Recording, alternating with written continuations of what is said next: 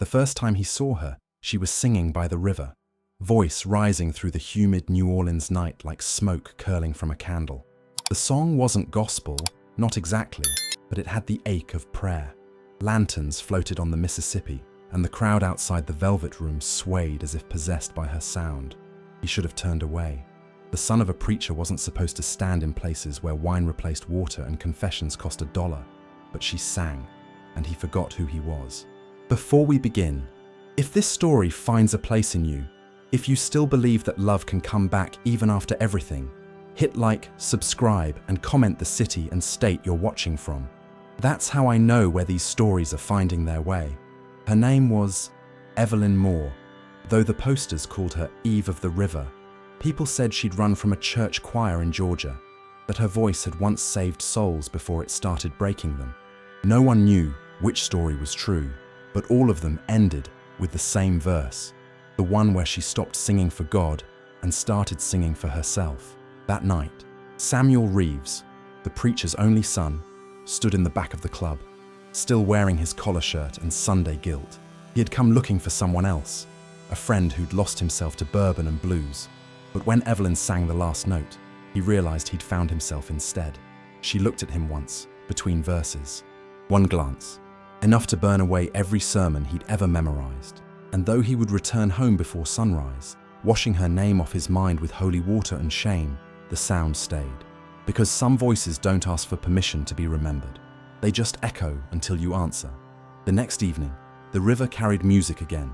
Horns moaning somewhere across Bourbon Street, laughter rising like incense from every open door. Samuel stood outside the Velvet Room, hands buried in his pockets, trying to convince himself he wasn't coming back. The air smelled of magnolia and whiskey. He told himself he was only passing through. Then she started singing. Evelyn's voice slipped through the doorway like warm honey poured over sin. The crowd quieted. Glasses froze mid-air. Her dress caught the light in slow motion, gold sequins trembling with every breath. She wasn't just performing, she was testifying. Each word a confession no preacher could absolve. When she finished, applause crashed through the club. Samuel found himself clapping too. She noticed him this time, the clean-cut stranger standing stiff against the wall, out of place among smoke and silk. She smiled, not kind, not cruel, just curious. Afterward, she found him outside by the Riverwalk, the moon low and heavy above the water. "You came back," she said, lighting a cigarette. He swallowed. "Maybe I never left." She exhaled smoke shaped like laughter. "Men like you don't belong in places like this. And women like you." She looked toward the river. "We don't belong anywhere. That's why we sing." He should have walked away. Instead, he asked, "What's your song about?" She smiled sadly. "Forgiveness. The kind nobody ever gives you for free." The church bells rang from across town, distant but sharp. Samuel looked down at his hands, at the white cuff around his wrist that still carried the smell of incense. "Maybe some of us are still learning how to forgive." Evelyn flicked ash into the dark water. "Then you'd better learn fast, preacher's son. In this city, guilt's the only thing that floats." The storm rolled in without warning, heavy and electric, swallowing the sound of the jazz that poured from every corner of the French Quarter. Samuel ran through the rain, coat clinging to his back, heart thudding with something he refused to name. The sermon he'd given that morning still rang in his ears, about temptation, sin, and the narrow road to grace. Yet his feet carried him straight to the river, straight to her. The Velvet Room pulsed like a heartbeat under thunder. He stepped inside, dripping, and the air hit him. Smoke, perfume, sweat, brass. Evelyn was on stage, her voice slicing through the chaos like silk torn in half. Every note made people forget the rain outside. Every breath made Samuel forget who he was supposed to be. When the set ended, applause crashed like the storm outside. She stepped off stage, her eyes catching his instantly. "You again," she said, wiping sweat from her brow. "Didn't your God warn you about coming back here?" "He did," Samuel said, "but maybe he sent me anyway." She laughed, sharp, dangerous, like a match struck too close to skin. "You don't even know what you're asking for, preacher." "Maybe I don't," he said, "but I know what I'm running from." She leaned in, voice low. "And what's that?" "The kind of faith that forgets how to forgive." Evelyn studied him. His soaked shirt, his trembling hands, the fire he couldn't hide. "If you're looking for salvation, you won't find it here," she whispered. "Maybe not, but maybe I'll find the truth." The band struck up again, louder, rougher, drowning them in horns and drums. She turned away, vanishing behind the curtain. Samuel stood alone, pulse matching the rhythm of the snare. He found her later behind the club, cigarette smoke curling in the alley. She didn't look surprised. "You really don't scare easy, do you?" "Maybe I'm already scared," he said. "Then why keep coming?" "Because when you sing, I feel like God's still listening." She froze, flicking the cigarette into the puddles.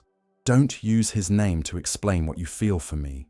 "It's not about you," he said quickly. "Yes, it is." She stepped closer. "And you hate that it is." The rain hissed between them. He couldn't breathe. He wanted to touch her, to erase the space between sin and salvation. But she walked away first, whispering, "Don't follow me unless you're ready to lose everything." Ah. The next day, word spread faster than rumor could catch it. The preacher's son seen at a jazz club, the same one his father had condemned from the pulpit. The congregation buzzed like bees around scandal. Samuel's father called him into the study that night, the smell of whiskey and wood heavy in the air. "You think you can walk with God and play with the devil at the same time," the Reverend said. Samuel's jaw tightened. Maybe they both live in the same city. His father slammed his hand on the desk. "You'll end this. Tonight." But Samuel didn't. He went back to the river. Evelyn was waiting, sitting on the dock with her shoes off, legs dangling above the dark water. "I heard the preacher's boy got himself a reputation," she said. He sat beside her. "You don't believe in gossip, do you?" "I believe in what people do when no one's watching." He glanced at her. "Then what do you see when you look at me?" She turned, eyes fierce. "A man who wants to be good but doesn't know how anymore." He swallowed hard. "And you, a woman who stopped pretending." Lightning cracked over the river, and for a heartbeat, everything between them lit up. The truth, the danger, the inevitability. When the thunder came, he kissed her. Not gently, not sinfully, desperately. She didn't stop him. The next morning, New Orleans woke to rumors that burned hotter than the summer heat. The preacher's son had been seen leaving the river docks at dawn, his collar missing, his hands stained with lipstick.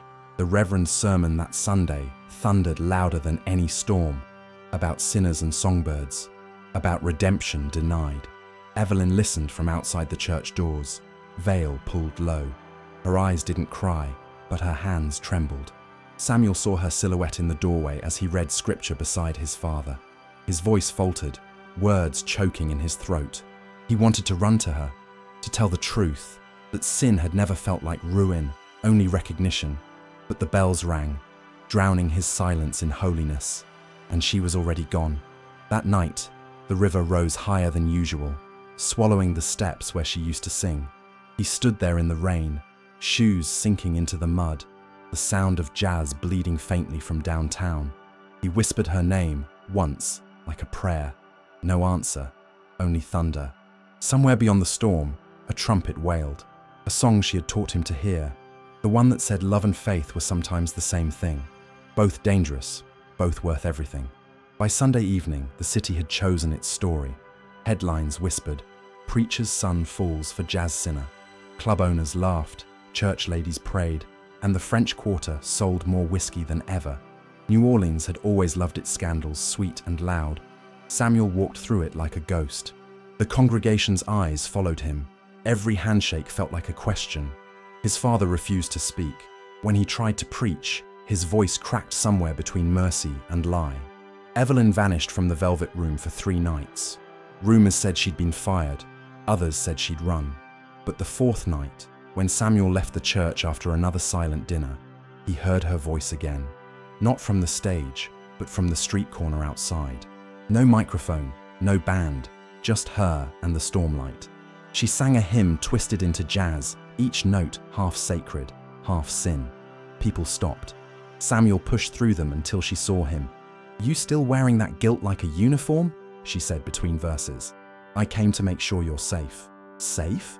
She laughed bitter. "Honey, in this town, it's safer to be drunk than to be loved by a man like you." Before he could answer, 2 policemen approached. Street permits, noise complaints, The usual excuse. One grabbed her arm too roughly. Samuel stepped forward. She's done nothing wrong. The cop sneered. You her manager. I'm her friend. Then maybe you should teach your friend where she belongs. The shove came fast. Samuel hit the pavement. Evelyn's voice cut through the rain. Don't touch him. She struck the officer with her microphone stand. The second officer yanked her back, cuffing her hands. Samuel rose, blood at his lip, shouting, She didn't do anything. They drove her away anyway. By morning, the story had grown teeth. Jazz singer, arrested. Preacher's son intervenes. His father's fury filled the house like smoke. You've turned my ministry into gossip. She was defending me, Samuel said. She was performing sin, and you applauded. That night, he couldn't stay. He took the ferry across the river to the parish jail, slipping the guard a folded bill and a prayer. Evelyn sat inside, wrists bruised, humming to herself. You shouldn't be here, she said softly. I can't let you face this alone. She looked up, eyes shining behind the bars. Then you'd better learn how to fight a whole city. He posted bail with borrowed money. When she stepped out into the dawn, hair tangled, dress torn, he handed her his jacket. The city woke around them. Bells, barges, distant horns. She whispered, You just made yourself a sinner in front of every saint in Louisiana. He smiled faintly. Then I'll preach from hell if I have to. The scandal ignited the quarter. Crowds poured into the clubs to see the preacher's woman sing again. The owner rehired her, doubling the cover charge. She refused until Samuel convinced her. If they're going to talk, let them pay to listen. Each performance grew wilder, her voice deeper, his gaze anchored to her like gravity. But under the applause, danger brewed. Anonymous notes slipped beneath her door, sermons denouncing her by name. One evening, she showed him a letter. You're dragging a holy man to hell. He crumpled it. Then I'll walk there beside you. She whispered, You don't understand what they'll do to you. I understand what they'll do to me if I lose you.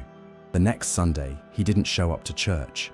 Instead, he stood at the back of the Velvet Room as Evelyn began a new song, one she'd written overnight. The crowd hushed.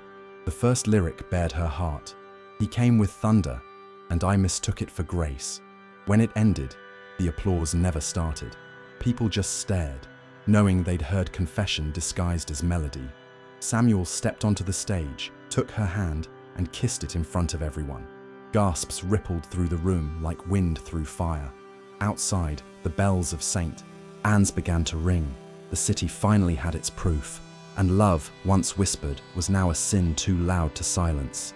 They left before dawn, the sky the color of wet ash. The city still slept, jazz muffled behind closed shutters, but the rumors were awake. Samuel packed only what could fit into a canvas bag, a Bible, a harmonica, and the last letter from his father he never dared open. Evelyn carried a single suitcase and the guilt of having ruined another man's future. They didn't look back. The road south was long and uneven, winding through cane fields and small towns where time hadn't learned how to move forward. Every diner, every gas station, every sideways glance reminded them that love like theirs wasn't supposed to exist. But between miles of silence and rain, they found peace in motion. No congregation, no headlines, no saints, just the hum of the engine and her humming softly beside it. At night, they slept in motels that smelled of salt and dust. Evelyn sang to herself before falling asleep, old hymns twisted into something freer. Samuel would watch her silhouette in the dim light, the way her voice softened the edges of the world, and wonder if this, the running, the risk, the rawness, was what grace actually looked like. By the third week, their money was gone. They stopped in a small Louisiana parish town called Iberville, a place of white steeples and suspicious stares. A man at the church door asked if they were married. Samuel lied. Yes, sir. Been married 2 years. The man nodded but didn't smile. We don't judge here, he said, which was always what people said before they did. They rented a room above an abandoned store, the ceiling stained from hurricanes past. Samuel found work repairing pews at the local chapel. Evelyn helped a widow sew choir robes. They kept their names low, their love quieter. Some nights, When the cicadas screamed and the swamp air felt heavy enough to drown, she would whisper, "Do you ever think God followed us?" And he would answer, maybe he finally caught up. One Sunday morning, the pastor asked Samuel to fix a broken organ pipe. Inside the church, the air smelled of lilies and dust. Evelyn slipped in quietly, sitting at the back pew, hat low over her eyes. When Samuel tested the keys, the organ let out a long, trembling note, haunting and beautiful. The congregation turned as if expecting a ghost. Then Evelyn began to hum along. Soft, unsure at first, then stronger. The sound filled the church, weaving through sunlight and wood beams. No one spoke. Even the pastor froze. When the last note died, an old woman whispered, "That voice. I've heard it on the radio." Silence cracked like thunder. Samuel took her hand and pulled her outside before the stares turned into words. That night, the sheriff knocked. "Folks are saying you brought a sinner into God's house." Samuel met his eyes. "We brought a song. Songs ain't welcome here unless they come from the hymn book." Evelyn stepped forward, voice steady. "Then maybe your hymn book's missing a few pages." The sheriff spat tobacco, then tipped his hat. "You two should keep moving." They packed again. The moon watched as they drove deeper into the swamps, where the road turned to mud and forgiveness had no address.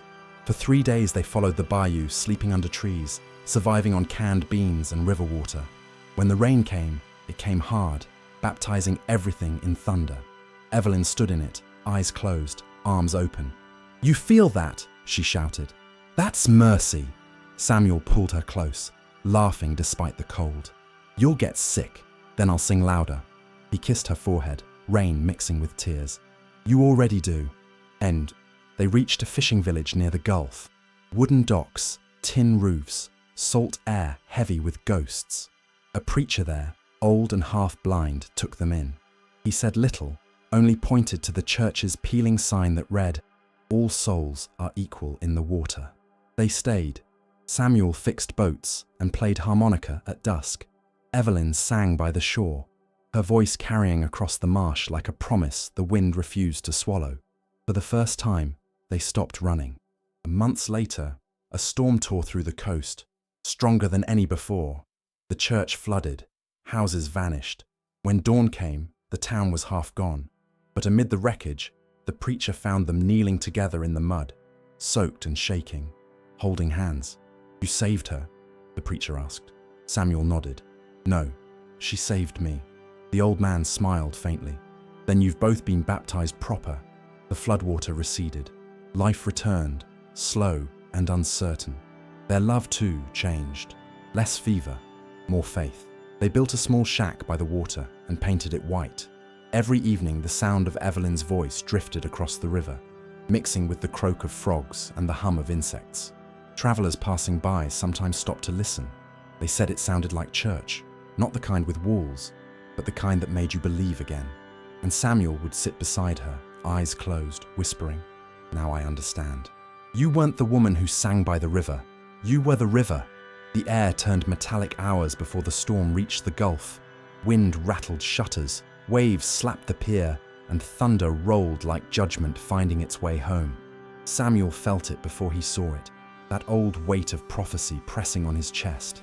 Evelyn was on the porch, hair whipping in the wind, still humming to calm herself. "You feel it too?" she asked. He nodded. "Someone's coming." Headlights appeared across the flooded road. A black sedan crawled through the water, tires hissing. When it stopped, 2 men stepped out, one holding an umbrella, the other a notebook. Samuel froze. His father, and beside him, a newspaper reporter from New Orleans. "Samuel Reeves!" the Reverend called, his voice swallowed by thunder. "Is this where you've buried your calling?" Evelyn's fingers tightened around Samuel's arm.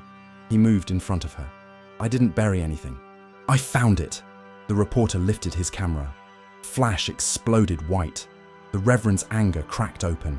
"You've shamed your family, your church, your name." "Then let the river take the name," Samuel shouted over the wind. "It never belonged to me." Evelyn stepped forward, trembling but defiant.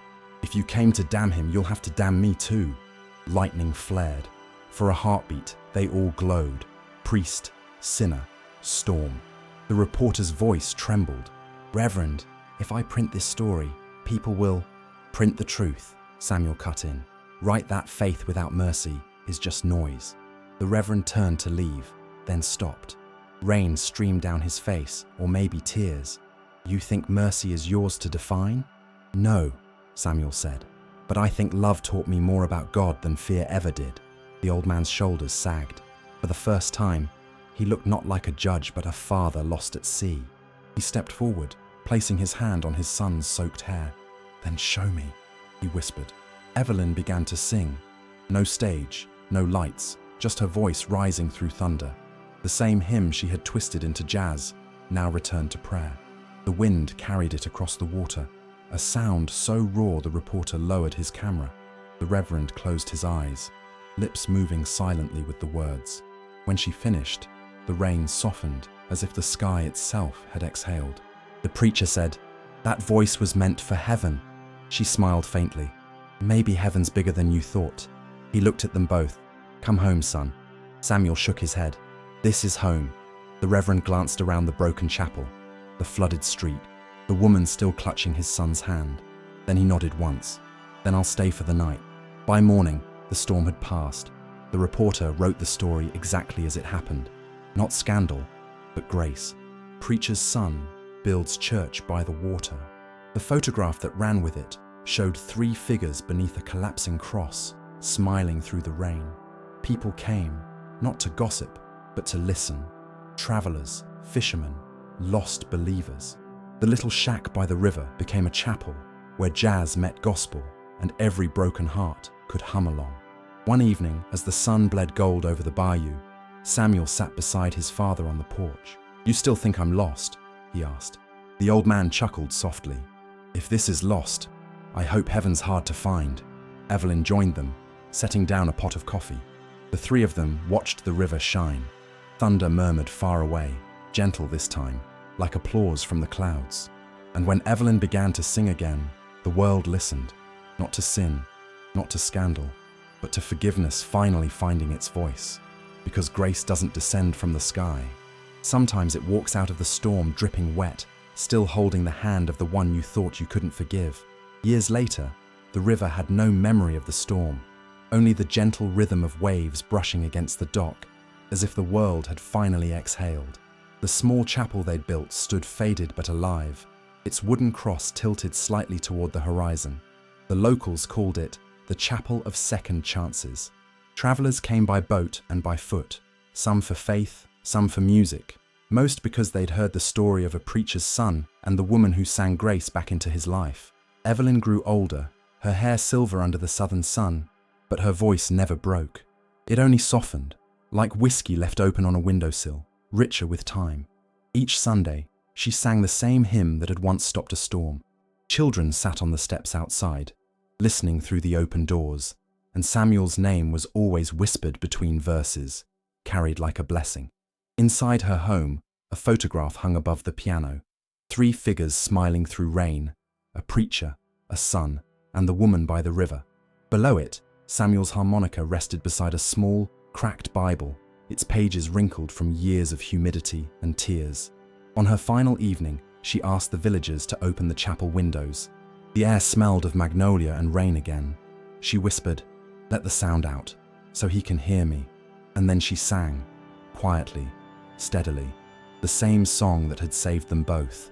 When the last note faded, the river answered in ripples of light, and the wind carried her voice across the bayou, farther than anyone could follow. They buried her beside the water, where the tide could touch her name. And every summer storm since, the people swear they hear singing when the rain hits the roof. Not thunder, not wind, just that same melody of forgiveness finding its way home. Because love that learns to forgive never dies. It simply changes shape, until even the heavens learn the tune.